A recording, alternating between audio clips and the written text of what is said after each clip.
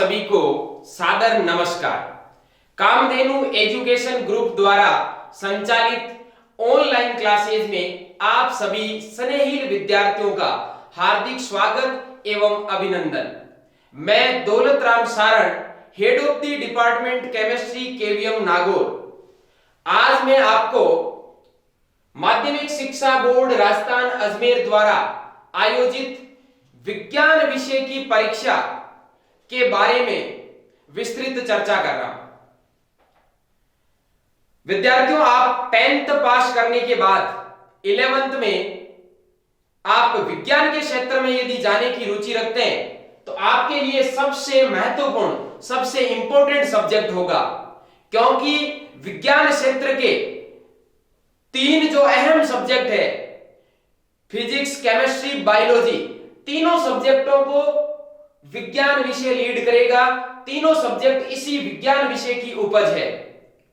तो मैं आज इस विज्ञान विषय को विस्तृत रूप से बता रहा हूं और आप लोगों की विज्ञान विषय में रुचि पैदा हो, यह मैं पूरा प्रयास करूंगा। स्नेहिल विद्यार्थियों, आपको मैं बताना चाहूंगा कि माध्यमिक परीक्षा 2021 में जो विज्ञान विषय का जो प्रश्न पत्र होगा वो 100 अंक का होगा। उस 100 अंक का विभाजन किस प्रकार है, तो आपके एक 3.25 घंटे का 80 नंबर का एक पेपर होगा और 20 नंबर सत्रांक के भेजे जाएंगे। कुल मिलाकर के 100 अंक का पेपर होना है। विद्यार्थियों, मैं मेरी इष्ट सर्वदेवमयी गौ माता के चरणों में दंडवत वंदन करते हुए पूर्ण विश्वास के साथ आपको बता रहा हूं कि इस विज्ञान विषय में 100 में से 100 अंक आपको टिप्स पर बता दूंगा कि किस प्रकार आते हैं। और मेरे टीचिंग के 12 साल के एक्सपीरियंस में कई विद्यार्थियों ने विज्ञान विषय में 100 में से 100 अंक प्राप्त किए। उस हेतु मेरी टीम का कठिन मेहनत एवं विद्यार्थियों का सफलतम प्रयास, विद्यार्थियों की मेहनत उनके बलबूते पर हुआ है। लेकिन आपको यदि प्रमाण चाहिए तो कामधेनु विद्या मंदिर senior secondary school, गुड़ला road, Nagaur में आपका स्वागत है। आप उन विद्यार्थियों के बायोडाटा प्राप्त कर सकते हैं कि जिन्होंने विज्ञान विषय में 100 में से 100 अंक प्राप्त किए। तो अब मैं इस विज्ञान विषय की यात्रा प्रारंभ करता हूं कि आपको 100 में से 100 अंक कैसे प्राप्त होंगे। उसके लिए विद्यार्थियों, आज ही आप एक विज्ञान विषय की बढ़िया सी नोटबुक डाल लीजिए और उसके ऊपर हेडिंग दे दीजिए माध्यमिक परीक्षा 2021 और लक्ष्य लिख दीजिए 100/100। अर्थात हमारा जब 2021 में जब रिजल्ट आए 10th का, उसमें हमारे विज्ञान विषय में 100 में से 100 अंक लिखे हुए हो। इस हेतु हम प्रयास कर रहे हैं। अब 100 में से जो 20 अंक है ये तो आपकी विद्यालय की गतिविधियों के आधार पर आपको मिल जाएंगे। अर्थात आपकी उपस्थिति, आपका प्रथम टेस्ट, द्वितीय टेस्ट, अर्धवार्षिक परीक्षा और तृतीय टेस्ट, इन सब को मिला करके और आपके कुछ प्रोजेक्ट को समाहित करके और 20 में से 20 अंक आपको मिल जाएंगे। शेष जो 80 अंक बचते हैं वो आपके बोर्ड के प्रश्न पत्र के लिए होंगे।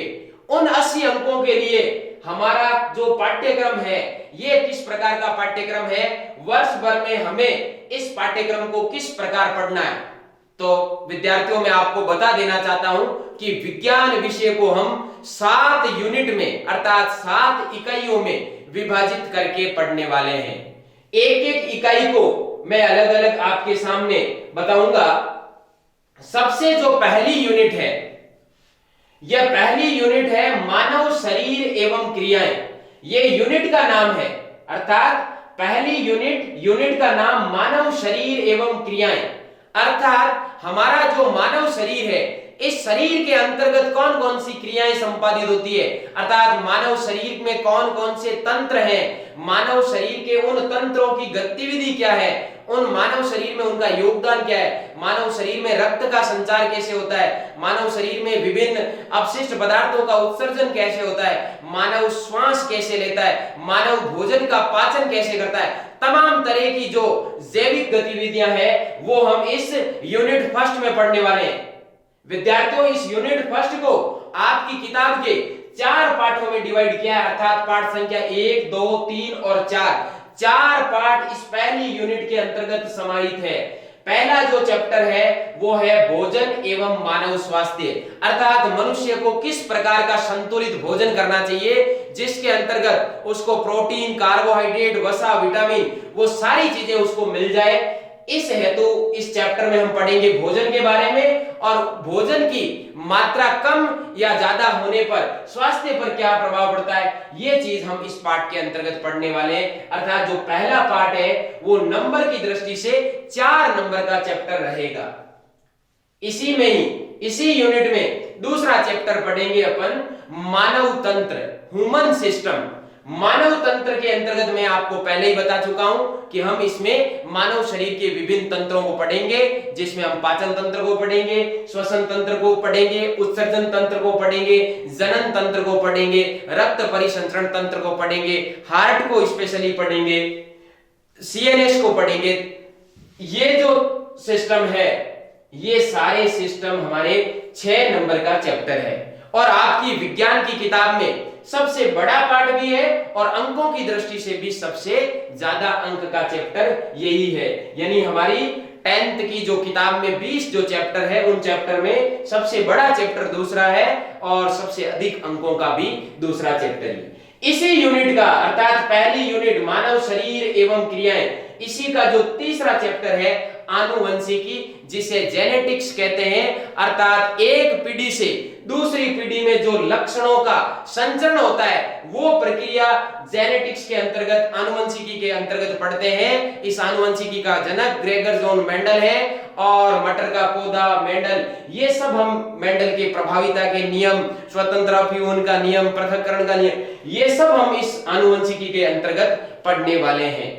संकरण पढ़ेंगे, एक संकर संकरण, द्विसंकर संकरण, ये चैप्टर हमारे रहेगा 4 नंबर का। प्यारे विद्यार्थियों, इसी यूनिट का चौथा चैप्टर रहेगा प्रतिरक्षा एवं रक्त समूह।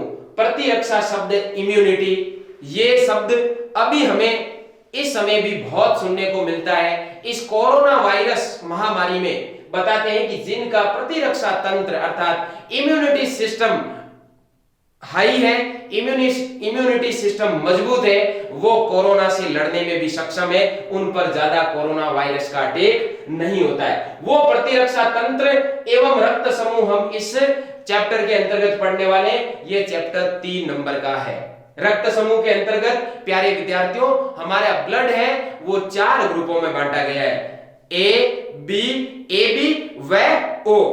ये चारों ब्लड ग्रुप कौन किसको ब्लड डोनेट कर सकता है, कौन किससे ले सकता है, किस प्रकार ब्लड के अंतर्गत जो एंटीजन एंटीबॉडी उनकी किस प्रकार खोज हुई, और किसी रक्ताधान कैसे करते हैं अर्थात एक व्यक्ति से दूसरे व्यक्ति में रक्त को ट्रांसफर कैसे करते हैं, ये सारा प्रोसेस इसके अंतर्गत पढ़ेंगे। इसके अंतर्गत हम हमारे शरीर के इम्यूनिटी सिस्टम को पढ़ेंगे। कुल मिलाकर के ये भी 3 नंबर का चैप्टर। प्यारे विद्यार्थियों 4, 6, 4 और 3 टोटल 17 नंबर, अर्थात पहली यूनिट हमारे 17 नंबर की है। प्यारे विद्यार्थियों मैं आपको बता देना चाहता हूं ये 4 चैप्टर शॉर्ट में कहा जाए तो ये बायोलॉजी सब्जेक्ट के हैं। बायोलॉजी की जो यूनिट है ये 17 नंबर की यूनिट है। इसके बाद हम बात करें तो सेकंड यूनिट की। सेकंड यूनिट का नाम है पदार्थ एवं क्रियाएं। सेकंड यूनिट का नाम है पदार्थ एवं क्रियाएं। इस पदार्थ एवं क्रियाओं के अंतर्गत हम क्या पढ़ने वाले हैं?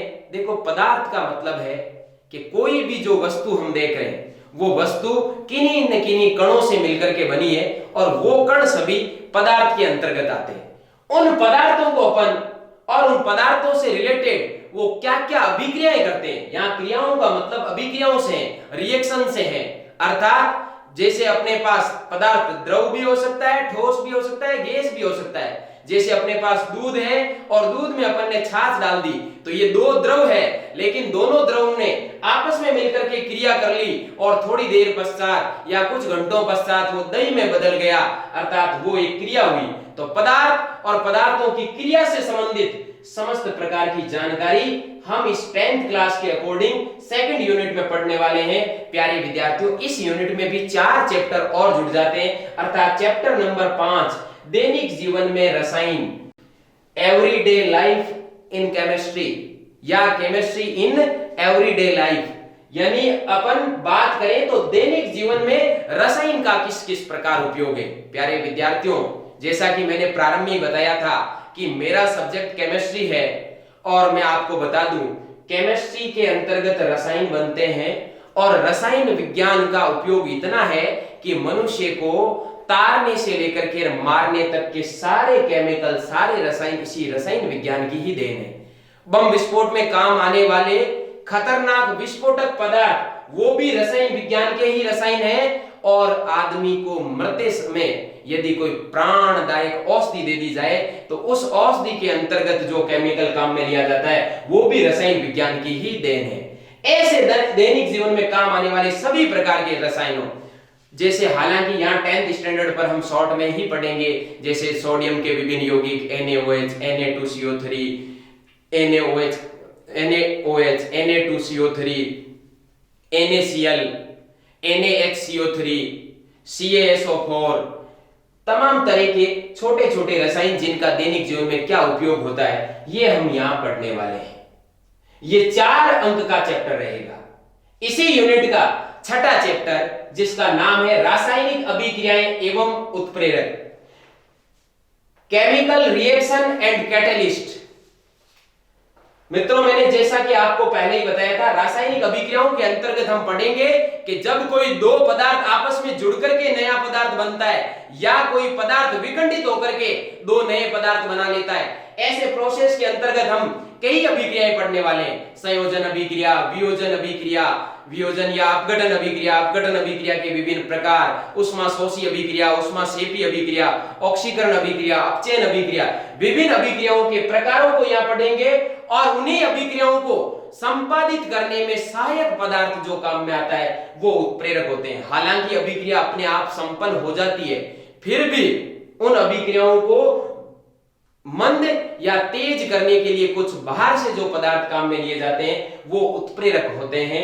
ऐसे उत्प्रेरकों का भी अध्ययन करेंगे। जैसे हम सामान्य स्थिति में भोजन कर रहे होते हैं, लेकिन उसी भोजन के साथ यदि हमें सलाद के रूप में कुछ और दे दिया जाए तो वो भोजन करने की गति अपनी और बढ़ जाती है। वही स्थिति होती है कि रासायनिक अभिक्रिया को उत्प्रेरक मिल जाए तो साधारणतया अभिक्रिया की गति बढ़ जाती है। कुछ उत्प्रेरक ऐसे भी होते हैं जो अभिक्रिया की गति को घटाते भी हैं। ये 3 नंबर का चैप्टर रहेगा। प्यारे विद्यार्थियों, इसी यूनिट का तीसरा या यूं कहें तो 7वां चैप्टर परमाणु सिद्धांत एवं तत्वों का आवर्ती वर्गीकरण व गुणधर्म। इसके अंतर्गत हम मूल रूप से कहें तो आवर्त सारणी को हम इसमें पढ़ने वाले हैं। परमाणु की संरचना से संबंधित सिद्धांत पढ़ने वाले हैं। थॉमसन ने क्या सिद्धांत दिया था, रदरफोर्ड ने क्या सिद्धांत दिया था, ये हम इसके अंतर्गत पढ़ने वाले हैं। बोर ने क्या सिद्धांत दिया था और फिर तत्वों को किस प्रकार वर्गीकृत किया था, जिसमें विभिन्न वैज्ञानिकों के नियम है। डोबे राइनर का त्रिक नियम पढ़ेंगे, न्यूलैंड का अष्टक नियम पढ़ेंगे, मेंडेलीव की आवर्त सारणी पढ़ेंगे, मोजले की आधुनिक आवर्त सारणी पढ़ेंगे। प्यारे विद्यार्थियों, यहां से जो सवाल आते हैं सारे सवाल टिप्स पर हैं। एक एक प्रश्न मैं आपको बता दूंगा कि कौन सा सवाल कितने नंबर का और कहां से बनता है। 2019 में ये आया है, 20 में ये आया है, तो 21 में इसकी संभावना बनती है। ये जब हम चैप्टर शुरू करेंगे तो प्रत्येक चैप्टर में 1 बाय 1 करके आपको मैं बताता जाऊंगा। बस जरूरत है आपको लगन और मेहनत के साथ जुड़ने की और लगन और मेहनत के साथ आपको तैयारी में लगने की। बढ़िया लक्ष्य लेकर के प्यारे विद्यार्थियों, आज ही आप उस लक्ष्य को टारगेट लेकर के और जुड़ जाइए। आपको पूरा विश्वास दिलाता हूं कि माउंट एवरेस्ट फतेह करने वाला भी पहला कदम 2 फीट का ही निकालता है। ऐसे करते करते धीरे धीरे वो माउंट एवरेस्ट फतेह करता है। तो आज हम जो प्रारंभ कर रहे हैं वहां से लेकर के अपने लिए ये माउंट एवरेस्ट मार्क 100 है। इन 100 अंकों तक हमें भी पहुंचना है। प्यारे विद्यार्थियों, बात कर रहे थे chapter number 8 unit number 2। Chapter 8 का नाम है कार्बन एवं उसके यौगिक। ये 4 नंबर का पार्ट है और यूं माने तो मेरा सबसे रुचिकर पार्ट है। केमिस्ट्री वैसे 3 पार्ट में होती है, इनऑर्गेनिक, ऑर्गेनिक और फिजिकल केमिस्ट्री। उसमें से ये ऑर्गेनिक केमिस्ट्री का पार्ट है कार्बन एवं उसके यौगिक। समझने की दृष्टि से तो इसको काफी समझना पड़ता है, और यदि ये समझ में आ गया तो सबसे रुचिकर पाठ होगा आपके लिए। तो इसका भी आपको आराम से जब हम पाठ शुरू करेंगे उस समय आपको डिटेल में बता देंगे। पाठ है कार्बन एवं कार्बन से निर्मित यौगिकों का अध्ययन करने से रिलेटेड। कार्बन से रिलेटेड विभिन्न यौगिक होते हैं, जैसे मैं बात करूं मेथेन, जैसे मैं बात करूं एथेन, जैसे मैं बात करूं एथाइन, एथीन, ऐसे कई यौगिक आपको इसमें पढ़ाएंगे। एसीटोन पढ़ाएंगे, एसीटैल्डिहाइड पढ़ाएंगे, एस्टर पढ़ाएंगे, वो यौगिक इसके अंतर्गत आएंगे। कार्बन की कुछ सामान्य विशेषताएं बताएंगे। कुल मिलाकर के प्यारे विद्यार्थियों पाठ संख्या 5 से लेकर के 8 तक जो 4 पाठ है ये आपके पदार्थ एवं क्रियाएं सेकंड यूनिट है। सेकंड यूनिट को हम एक शब्द में कहें तो ये केमिस्ट्री है, ये रसायन विज्ञान है। रसायन विज्ञान से रिलेटेड 4 चैप्टर है, टोटल ये 16 नंबर के, अर्थात बायोलॉजी से 1 नंबर कम 17 से 16 नंबर की ये यूनिट हुई है, जिसमें हमारी किताब के 8 चैप्टर समाहित हो गए हैं। आगे चलते हैं प्यारे विद्यार्थियों, तीसरी यूनिट है भौतिकी परिघटनाएं। भौतिकी परिघटनाएं शब्द से ही पता चल रहा है कि ये जो भौतिकी परिघटनाएं अर्थात जिसमें कोई न कोई यांत्रिक कार्य होता हो, जैसे मैं चल रहा हूं तो मैं ये गति कर रहा हूं, और ये गति कर रहा हूं इसका मतलब मैं कोई यांत्रिक कार्य कर रहा हूं, जैसे प्रकाश है, विद्युत धारा, कार्य, ऊर्जा, शक्ति, ये टॉपिक हम इसमें पढ़ने वाले हैं।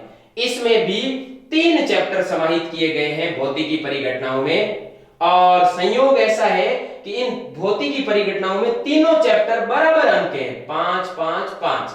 तो पहला जो चैप्टर भौतिकी परिघटनाओं का, या यूं कहें तो 9वां चैप्टर प्रकाश, लाइट, इसके अंतर्गत हम प्रकाश के विभिन्न गुण पढ़ेंगे, प्रकाश का परावर्तन पढ़ेंगे, प्रकाश का अपवर्तन पढ़ेंगे, पूर्ण आंतरिक परावर्तन पढ़ेंगे, प्रकाश पर आधारित घटनाएं पढ़ेंगे, और फिर लेंस पढ़ेंगे, उत्तल लेंस, अवतल लेंस, दर्पण पढ़ेंगे, उत्तल दर्पण, अवतल दर्पण, फिर वस्तु को कहां रखा जाए तो प्रतिबिंब कहां बनेगा, ये सारे किरण लेखा चित्र सहित इसमें हम पढ़ेंगे। और इसके अलावा हम सूक्ष्मदर्शी और फिर हम मानव नेत्र के बारे में भी जानकारी इस चैप्टर के अंतर्गत करने वाले हैं।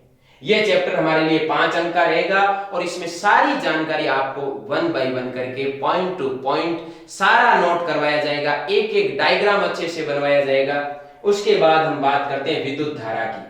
विद्युत धारा का जो चैप्टर है उसके अंतर्गत हम धारा की परिभाषा से लेकर के विद्युत धारा, परिभाषा, मात्रक, सूत्र, इससे रिलेटेड कोई न्यूमेरिकल क्वेश्चन है, न्यूमेरिकल क्वेश्चन जिसको हम आंकिक प्रश्न कहते हैं, अर्थात प्रश्न दिया हुआ रहेगा, उसका उत्तर निकालना होगा। जैसे कह दिया कि 5 कूलम आवेश को 5 सेकंड तक प्रवाहित किया जाए तो धारा का मान ज्ञात कीजिए, या धारा का मान एम्पियर में ज्ञात कीजिए। तो ऐसे क्वेश्चन भी हम इस चैप्टर के अंतर्गत सॉल्व करने वाले हैं। विद्युत व्यय की गणना, अर्थात हमारा जो बिजली का जो मीटर लगा रहता है, उस विद्युत के मीटर से यूनिट के आधार पर हम कैसे कैलकुलेशन करते हैं, तो यूनिट की गणना और विद्युत व्यय की गणना भी हम इस चैप्टर के अंतर्गत पढ़ने वाले हैं। ये चैप्टर भी 5 अंक का है। इसी के अंतर्गत हम पढ़ेंगे विद्युत चुंबकीय प्रेरण पढ़ेंगे, इसी के अंतर्गत हम प्रत्यावर्ती धारा जनित्र, दिष्ट धारा जनित्र पढ़ेंगे।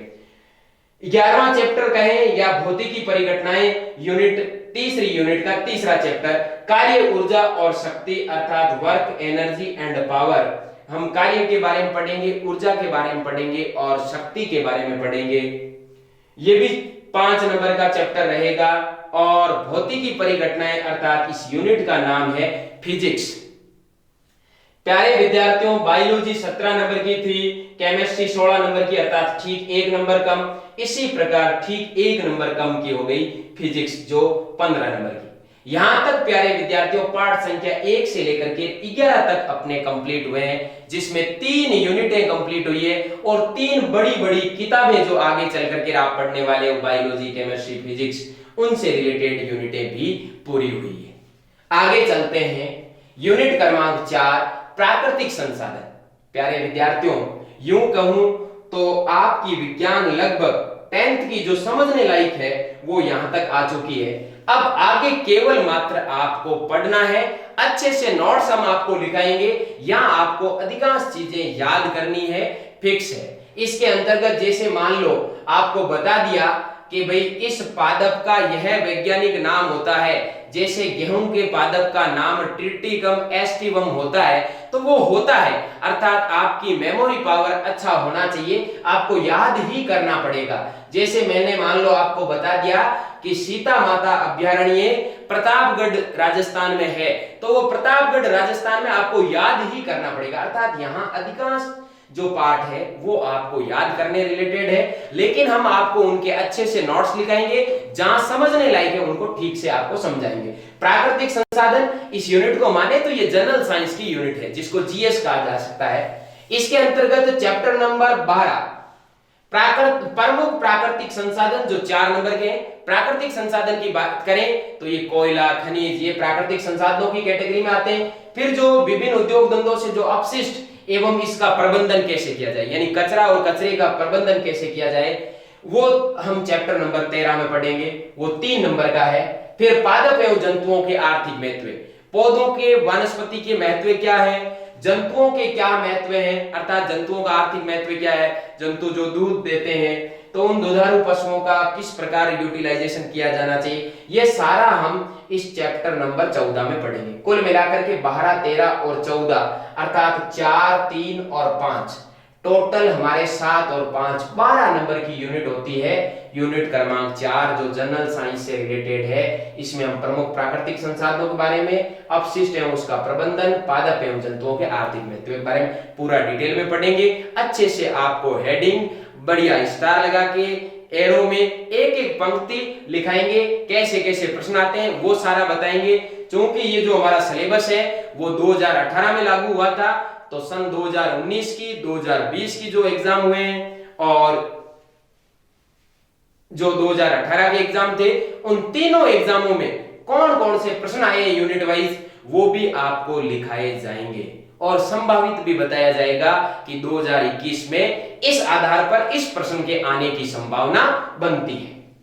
बात करते हैं यूनिट नंबर 5 की। यूनिट नंबर 5 की बात करूं मैं तो पृथ्वी एवं अंतरिक्ष।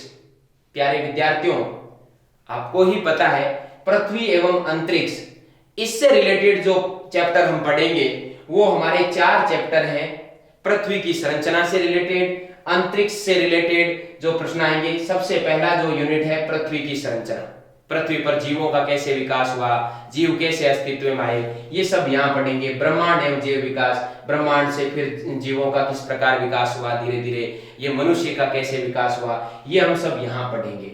अर्थात इस यूनिट की भी ठीक फिजिक्स की तरह वही खासियत है, जैसे फिजिक्स वाली तीसरी जो यूनिट थी उसमें तीनों चैप्टर 5-5 अंक के थे, ठीक उसी प्रकार हमारी 5वीं यूनिट के चारों चैप्टर 3-3 अंक के हैं, कुल 12 नंबर के। पृथ्वी की संरचना, ब्रह्मांड एवं जैव विकास, पृथ्वी के बाहर जीवन की खोज, अर्थात पृथ्वी के बाहर यानी धरातल पर ये जीव कैसे अस्तित्व में आए, जीवन की खोज, ये 3 नंबर का चैप्टर। भारत के प्रमुख वैज्ञानिक कौन है, उन वैज्ञानिकों का जीवन परिचय, अर्थात उनका जन्म कहां हुआ, उन्होंने अपनी शिक्षा दीक्षा कहां ली, उन्होंने अपना साइंटिस्ट जो वैज्ञानिक प्रयोग कहां किए और फिर प्रयोग करते करते उनकी विशेष उपलब्धियां क्या थी, ये जानकारी हम भारतीय वैज्ञानिकों के टॉपिक में पढ़ेंगे 3 नंबर में। कुल मिलाकर के ये 12 नंबर की 5वीं यूनिट, ये भी जनरल साइंस के अंतर्गत आती है पूरी हुई। नेक्स्ट 6ठी यूनिट का नाम है पर्यावरण। प्यारे विद्यार्थियों, पर्यावरण भी हमारे लिए अति आवश्यक है और ये भी इसको साइंस का ही एक पार्ट माना है पर्यावरण, जिसको एनवायरमेंटल स्टडीज भी कहते हैं, एनवायरमेंटल साइंस भी कहते हैं।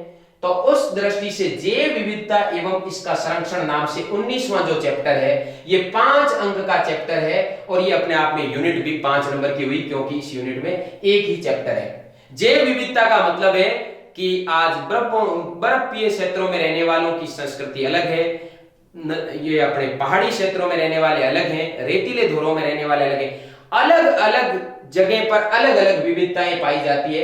वहां पर उन वस्तुओं का कैसे संरक्षण किया जाए या उनको एक जगह से दूसरी जगह पर स्थानांतरित किया जाए तो उनके लिए अनुकूलन क्या होना चाहिए, ये सारी जानकारी हम इस जैव विविधता है उसका संरक्षण में पढ़ने वाले हैं। और प्यारे विद्यार्थियों, हमारी अंतिम और जो लास्ट यूनिट है वो 7वीं यूनिट है, जो है सड़क सुरक्षा अर्थात रोड सेफ्टी, अर्थात सावधानी हटी दुर्घटना घटी।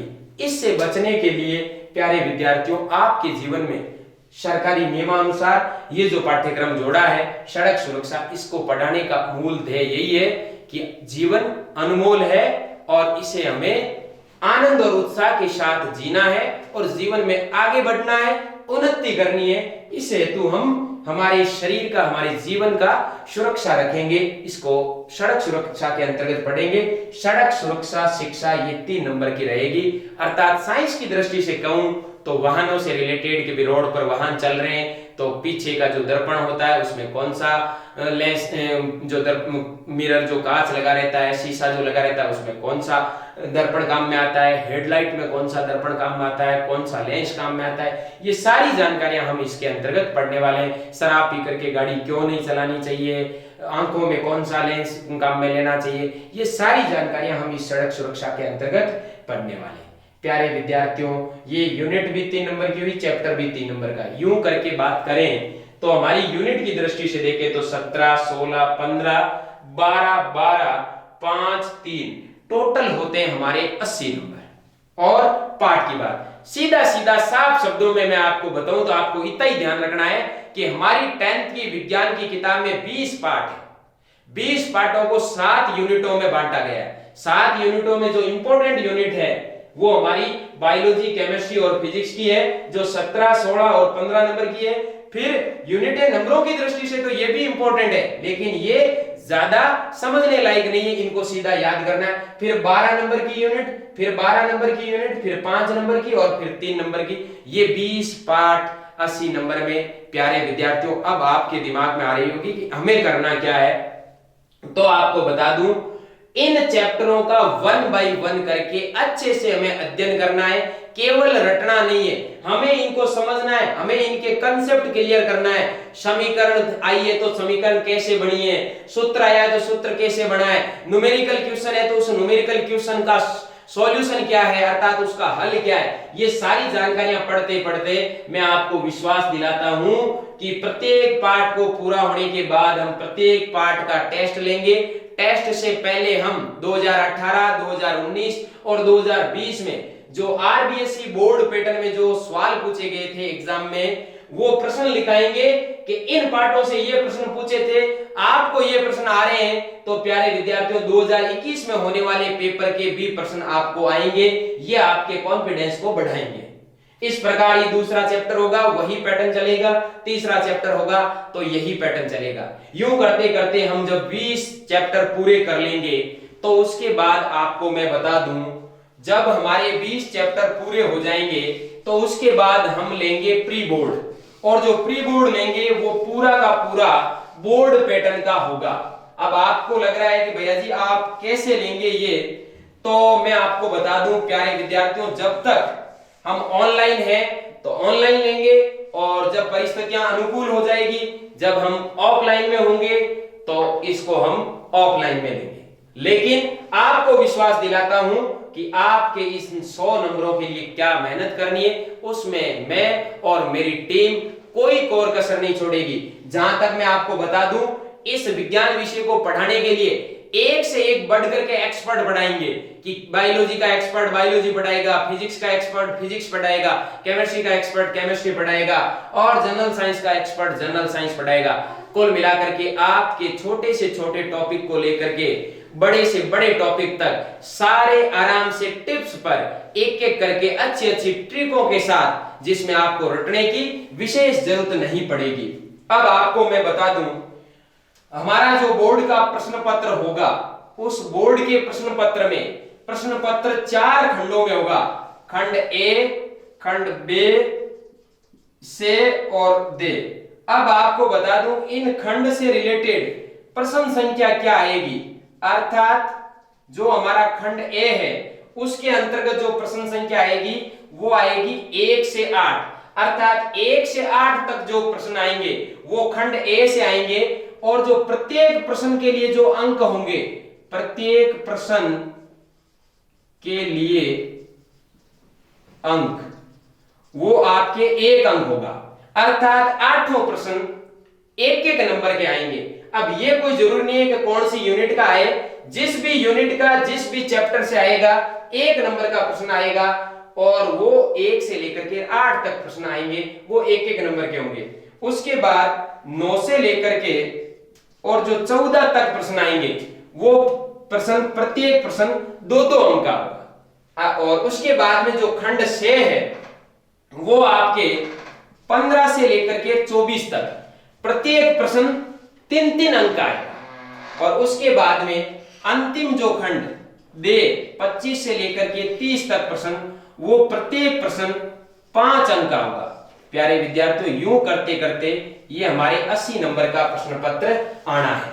इस 80 नंबर के प्रश्न पत्र में हमारी ये मानसिकता क्लियर हो जाए, बोर्ड पेपर से पहले आप ऐसे कई प्री बोर्ड देंगे जिसमें आपको ये प्रैक्टिस हो जाएगी कि 1 से 8 तक एक एक नंबर के प्रश्न है, 9 से 14 तक 2-2 नंबर के, 15 से 24 तक 3-3 नंबर के और 25 से 30 तक 5-5 नंबर के। और इसमें भी आपको बता दूं 25, 26, 27 को छोड़ दीजिए, 28, 29 और 30 जो 3 प्रश्न है, ये 3 प्रश्न आंतरिक विकल्प के होंगे, अर्थात इंटरनल चॉइस के होंगे, जिनमें से अथवा वाले प्रश्न होंगे।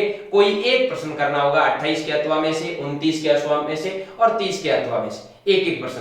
अथवा में भी कौन सा अथवा वाला प्रश्न करना है वो जब हमारी थ्योरी की क्लासें होगी आगे, जब जैसे जैसे चलते जाएंगे तो वो भी मैं आपको बता दूंगा कि अथवा वाले प्रश्नों में से कौन सा प्रश्न अटेंड करना चाहिए। इस प्रकार प्यारे विद्यार्थियों, ये 80 नंबर की जो डिटेल थी वो मैंने आपको बता दी। 20 की आपको पहले बता दी थी, 80 और 20 टोटल 100 अंक। विश्वास दिलाते हैं आपको ये समझ में आया होगा। अब हम नेक्स्ट वीडियो में एक एक करके और चैप्टर वाइज लेंगे, फर्स्ट चैप्टर से लेकर के और जो हमारा अंतिम जो लास्ट चैप्टर है वहां तक 1 बाय 1 करके हमारी जो कामधेनु एजुकेशन ग्रुप की एक्सपर्ट से एक्सपर्ट जो टीमें हैं वो आपको इनके सॉल्यूशन करवाएगी, इनको अच्छे से समझाएगी। इसके लिए अब आपको करना क्या है, ये जो मैंने बताया ये वीडियो तो आपको YouTube या Facebook पर मिल सकता है, लेकिन जो नेक्स्ट चैप्टरों के जो वीडियो है वो वीडियो आपको एक हमारे निर्धारित प्रोसेस के तहत ही मिलेगा, जिसमें आपको हमारी वेबसाइट www.kamdhenunagor.com पर ऑनलाइन एजुकेशन पोर्टल पर जाना होगा। वहां से आपको रजिस्ट्रेशन करना होगा और रजिस्ट्रेशन के पश्चात आपको ऑनलाइन क्लासेस के लिए वहां अप्लाई करना होगा।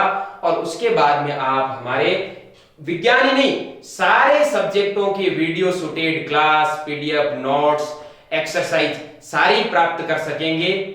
आपका कामधेनु एजुकेशन ग्रुप की ऑनलाइन क्लासेज में स्वागत एवं अभिनंदन। आप हमारे से जुड़िए। प्यारे विद्यार्थियों, आपको बहुत बहुत धन्यवाद। साथ